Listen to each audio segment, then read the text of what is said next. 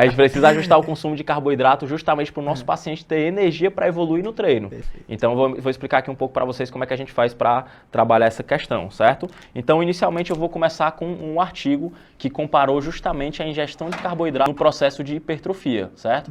E como foi que os autores conseguiram fazer essa comparação? Eles pegaram 2 grupos e um grupo era fazia uma dieta cetogênica, certo? Sendo que os 2 grupos estavam em superávit calórico, ou seja, eles estavam consumindo mais calorias do que gastavam. E ele conseguiu igualar o consumo proteico, eles estavam consumindo ali 2 gramas de proteína por quilo de peso.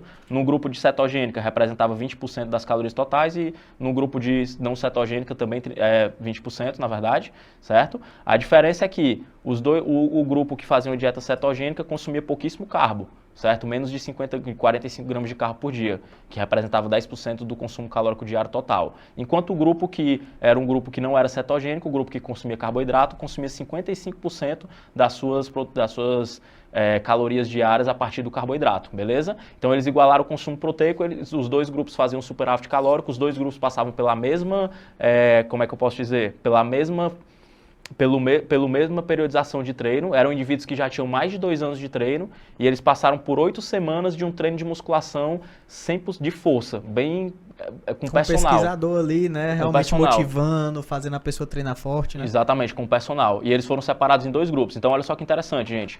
O grupo que consumiu, o grupo que fez uma dieta cetogênica, mesmo com superávit calórico, ele em 8 semanas, mesmo com superávit calórico, com treino de força 5 vezes na semana, proteína adequada, 2 gramas de proteína por quilo de peso, ele ainda teve uma perda de 300 gramas de massa magra.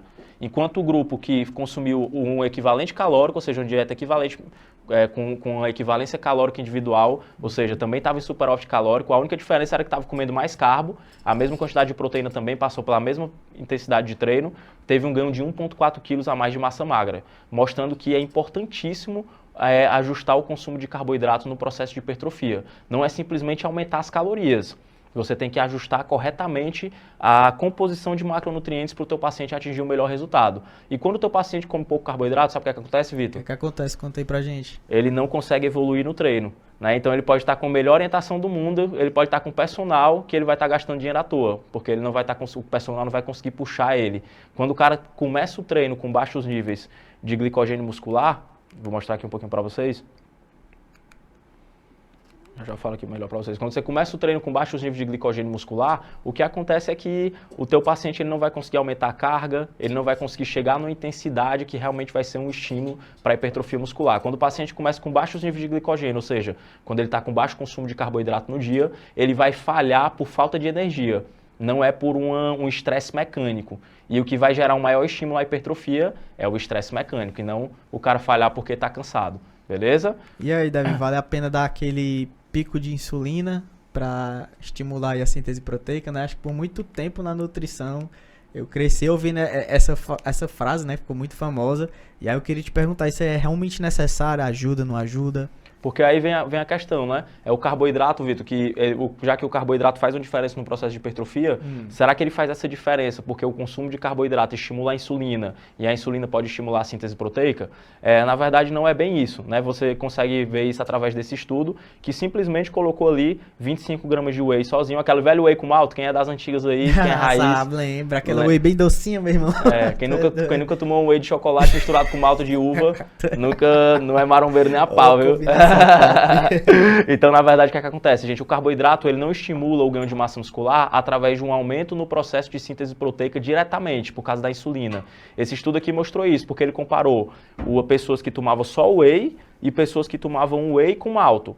E ele foi lá no músculo e através de uma técnica laboratorial, ele mediu a taxa de síntese proteica. Ele viu quanto de proteína estava sendo sintetizada ali naquele músculo logo quando o cara acabou de tomar whey e quando ele acabou de tomar whey com malto. E não teve diferença, mostrando que o carboidrato ele não aumenta a síntese proteica muscular. Então por que o carboidrato melhora a hipertrofia?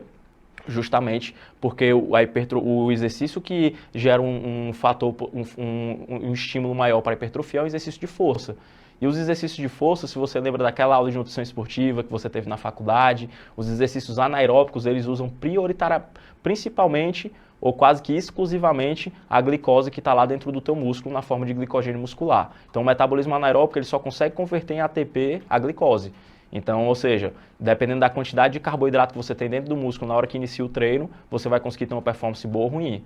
Não é o carboidrato a nível de insulina que vai melhorar a síntese proteica muscular. Na verdade, Perfeito, Davi. Ainda mais indo um pouquinho mais profundo, pessoal. Quando a gente consome o whey ele já tem um efeito insulinotrópico, né? O whey já aumenta a insulina e ele já aumenta ali na quantidade que é essencial para ter um ótimo processo anabólico. Então, estimular isso aí ainda mais com carboidrato é irrelevante, né? perfeito, ótimo. E aí o que é que a gente tem que entender, gente? Que o nosso músculo ele estoca carboidrato. Então, o estoque de carboidrato do músculo gira em torno aí a 500 gramas de carboidrato, mais ou menos, né, Vitor? Você tem umas ali 300 gramas, mais ou menos. 300 gramas no músculo, A né? depender do nível de treinamento da pessoa. Só no músculo aí uma média de 300 gramas e contando ali com músculo, glicogênio, com músculo, fígado, que também é outro carboidrato armazenado, cerca de 400 gramas. Dependendo da quantidade de músculo e do nível de treinamento que o teu paciente tem, pode ser um pouco mais do que isso.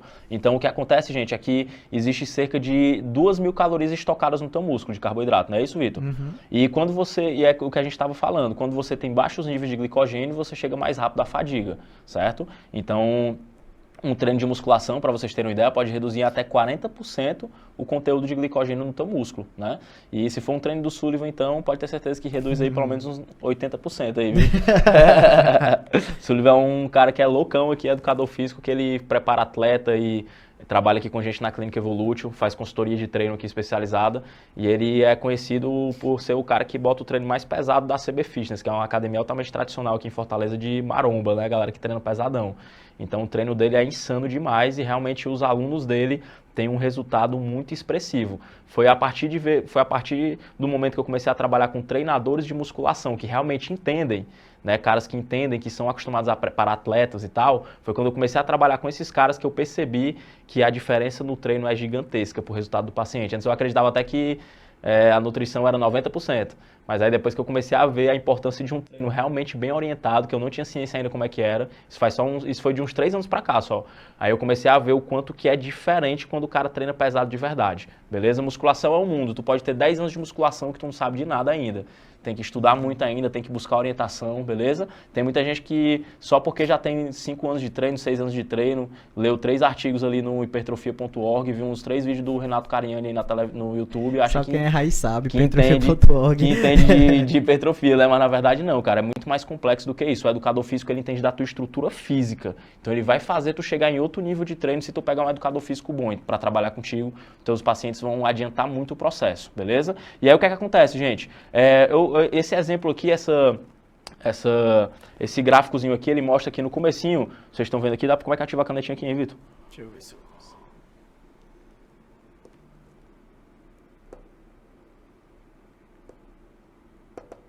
consigo. Não? Ah, beleza, então. Então, o que é que acontece, gente? Esse gráfico aqui mostra pra gente, no comecinho aqui do gráfico à esquerda, vocês estão vendo aqui que ele iniciou a semana, beleza? Então, ele veio de um tempo de descanso que o glicogênio dele estava lá em cima. Ele estava com glicogênio saturado, certo? Começou a semana ali com glicogênio lá em cima, segunda-feira, vamos botar aí. E aí, quando foi na segunda-feira, ele fez um treinou pesado. O glicogênio dele baixou aí mais ou menos uns 40%. E aí, durante o descanso, ele consumiu carboidrato. Só que ele não consumiu carboidrato suficiente para recuperar aquele glicogênio que ele gastou naquele primeiro treino. E aí, no segundo treino, ele já começou com glicogênio ali, mais ou menos uns... Em vez de começar com 100% de glicogênio ali, ele começou com 80% de glicogênio. Aí ele bateu outro treinão na terça-feira. Aí ele não comeu de novo a quantidade necessária de carboidrato. Aí ele começou já o treino ali da quarta-feira com 50% dos estoques. Aí ele treinou de novo aí na quarta-feira, beleza? Aí ele treinou na quarta, aí já baixou os estoques lá para baixo, ele comeu de novo. Na quinta-feira ele já começou o treino com 20% dos seus estoques de glicogênio. Aí então, ou seja, percebe que quando você não faz o consumo... Deu certo aqui? Agora foi. Ó, tá vendo aqui, gente? Ele começou o treino aqui, ó. Foi não. Vai. Então, gente, ele começou o treino aqui. Acho que é a bicha que tá sem bateria, sei lá. Foi a canetinha. Vê se pega aqui, né, daquele jeito antigo. Né? Então, gente, o que é que acontece, ó? É assim que acontece quando o cara não come muito carboidrato. sábado e domingo normalmente ele não treina, e aí ele dá uma aumentada nos estoques de glicogênio porque ele não está gastando. Aí segunda-feira ele treina, não come o suficiente, terça-feira ele já treina com glicogênio um pouco mais baixo, não come o suficiente, quarta-feira começa a treinar com glicogênio mais baixo ainda, não come o suficiente, quinta e sexta-feira o cara já começa a treinar com glicogênio lá embaixo. E aí o que é que acontece? Ele tem prejuízos em relação à sua contração muscular. Né, ele começa a ter um déficit e uma perda significativa de força durante o seu treino, certo? Ele tem uma piora na função contrátil. E aí, consequentemente, é aquilo que a gente estava conversando. O paciente que ele não tem um bom consumo de carboidrato, ele não consegue evoluir no treino de musculação. Beleza? Tu quer falar alguma coisa, Vitor? É isso aí, Davi. É justamente isso, né? Então, a gente tem que ajustar o consumo de carboidrato para manter os níveis de glicogênio alto e, consequentemente, o teu paciente iniciar o treino com bom estoque de carboidrato e desempenhar realmente uma performance que seja suficiente para estimular o processo de síntese proteica. Né? Então, muitas vezes o paciente está comendo ali um excesso calórico, mas está comendo pouco carboidrato. E aí, consequentemente, ele não tem a performance que deveria, logo ele não tem o estímulo que deveria, beleza? E tem uma outra situação que entra aqui também, Vitor, às vezes, que é aquela que a gente estava falando. Muitas vezes o cara está com consumo de carboidrato adequado, mas ele vai lá no treino e no treino pesado, porque não tem uma boa orientação, ou porque não gosta de treinar. E aí o que acontece? Ele acaba ganhando gordura de uma consulta para outra, né?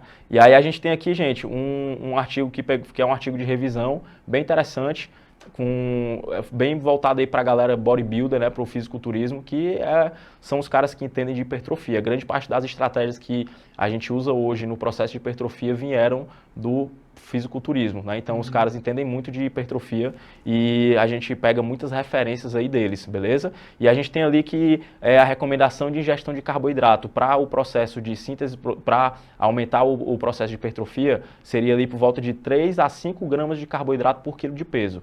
Certo? Podendo ser até mais que isso, né? Dependendo da pessoa, né? Do metabolismo da pessoa e do nível de treino. Com certeza. Sabe o que é que eu faço, gente? Eu vou aumentando gradativamente. Por quê? Porque vamos supor que tem um paciente ali que ele tá fazendo um treino meia boca. Aí eu pego e falo, cara, vamos fazer uma consultoria com o Sullivan ou com o Chico. Aí ele vai fazer a consultoria com... Então ele já começou com um treino diferente, ele já está com um novo estímulo.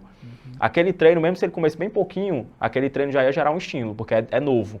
Ele não está adaptado àquela nova realidade. E aí eu não preciso colocar muito carbo logo na chibatada. Então eu começo na primeira consulta ali com 3 gramas de carbo por quilo de peso, ajusto o consumo proteico e tal, o consumo de calorias, que a gente vai já explicar, deixo ali 3 graminhas por quilo de peso.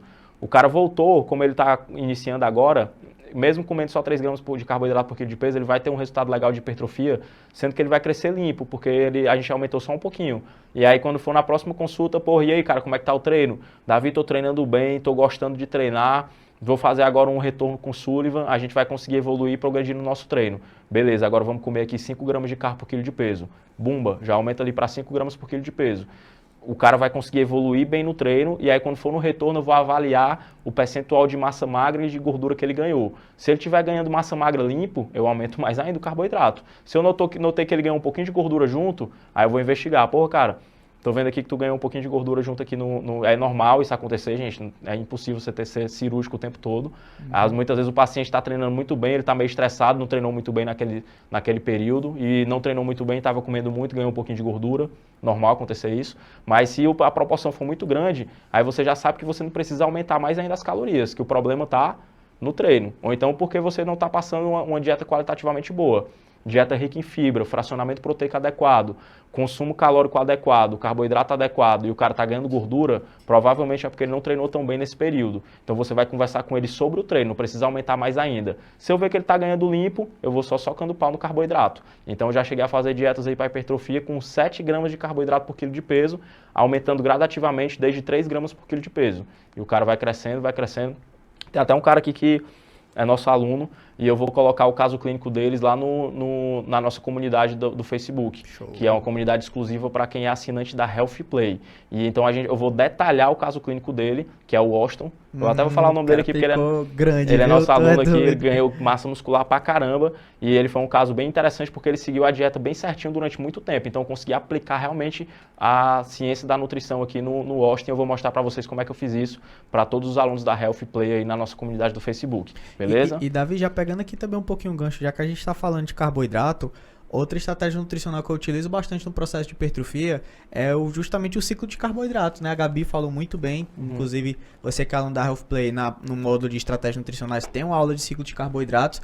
Esse consumo de carboidrato, pessoal, ele não é fixo, tá? É uma coisa que vai depender muito da periodização do treinamento. Já que o treino vai variando ao longo dos dias, o consumo de carboidrato a gente também vai ajustando de acordo com a intensidade e volume de treinamento, né? Então, por exemplo, uma das coisas que eu gosto muito de utilizar é em mulheres. Eu deixo um carboidrato mais alto quando ela treina inferiores e quando é dia de superiores eu já dou uma reduzida nos carboidratos, subo um pouquinho mais a gordura para manter as calorias. Então, a gente pode fazer sim esse ciclo de carboidratos, que é um ótimo pedido no processo de hipertrofia. Perfeito, ótimo. E aí o nosso amigo aqui, Júnior, né, tá sempre acompanhando a gente aqui, um abração aí, Júnior. Abração, Júnior. Perguntou pra gente aqui qual é a recomendação ideal em gramas de carboidrato por quilo de peso nas refeições antes do treino. Vou já responder aí, viu, Júnior? Segura aí, pra não dar um spoiler aqui da apresentação.